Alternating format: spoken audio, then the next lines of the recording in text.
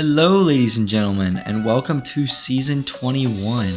At the time of you guys watching this video, I currently am not here, and as you can see, it is still Season 20. I'm currently out of town on vacation, as well as doing some interviews. And I didn't want to leave without making a video every week, so I'm anticipating the Season 21 buffs.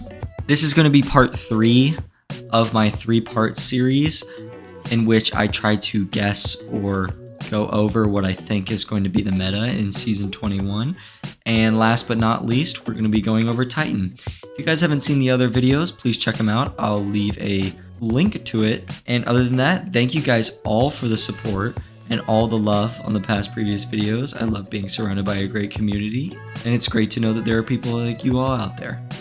Titan has got some crazy PvE and PvP buffs coming in Season 21 that almost make me want to switch to a Titan main, and I might have to.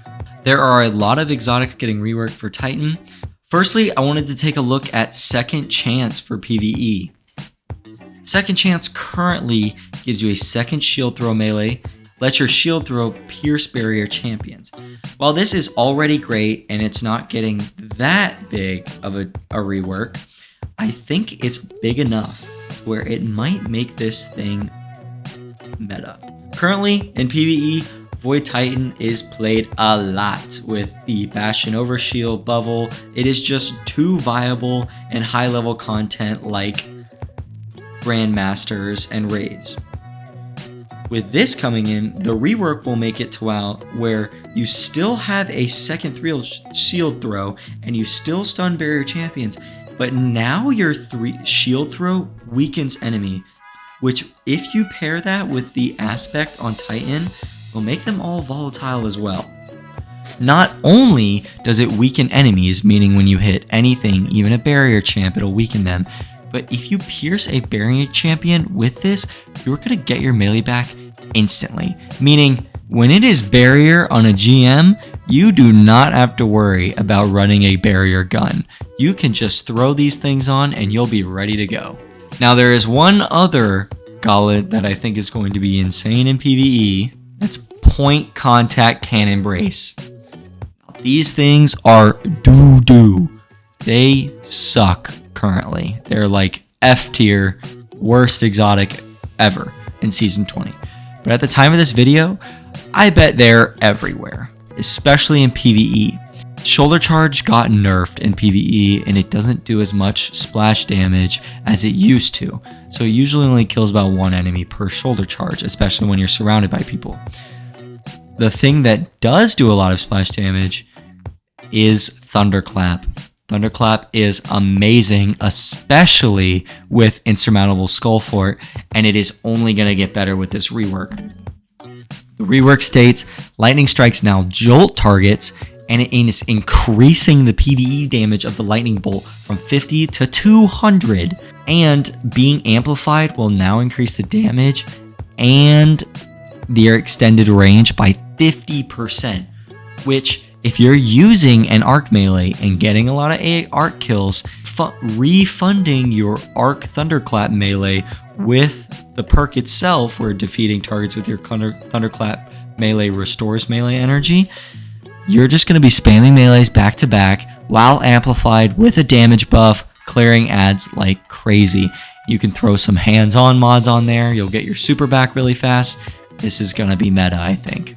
Now, in terms of PvP, there are really only 2 things that stand out to me the most that I am very, very excited to try. One of them is very obvious. That is the no backup plans. And also, I love the fact that they change based on what subclass you're using. These got to be the coolest exotics ever, and I can't wait for them to be meta. At the time you're seeing this, they're probably everywhere, riddled throughout PvP, and you're like, dear God, help. But right now, when you have full Void melee energy, shotgun kills give you a Void melee overshield. The change is going to change that drastically. Void Titan is already very, very strong in PvP, and it's now going to get stronger with these gauntlets. Expect more apes and more monkey noises. The rework in place is you now get a passive benefit to airborne effectiveness and reload speed of shotguns. But while you have a Void Overshield, which is easy to get from Bastion, your shotgun will deal additional damage, and shotgun kills are going to refresh that Overshield, which is disgusting. And on top of that, if you're using a Void subclass as well, Rapid Shotgun Final Blows or defeating powerful enemies will give you a Void Shield and kick off health regen, which, hearing powerful enemies, usually my mind clicks to one Crucible kill. So if you can get a Overshield after every single shotgun kill and immediately restore health, these things are going to be busted, and I'm kind of scared for the meta of PvP, but I think I'm going to have to switch to Titan and play with these bad boys this season. Lastly, I want to talk about Eternal Warrior. This thing is going to be amazing. Currently, it does one thing and one thing alone, which is give you an Overshield when you activate Fist of Havoc. This used to be really good when you used to be able to swap exotics mid-trials game and not lose all of your abilities, but since that nerf, this is nowhere to be found. The Eternal Warrior buff is going to make this meta. I think you will still keep your Overshield, but on top of that, rapid arc weapon kills give you an arc weapon damage buff. Kind of like Path of Burning Steps, but for an arc weapon. Now this will stack up to 6%, and you cannot go wrong with a damage buff in PvP. Especially that's one that is as easy as just getting a kill. It's all you have to do and you're stacking damage.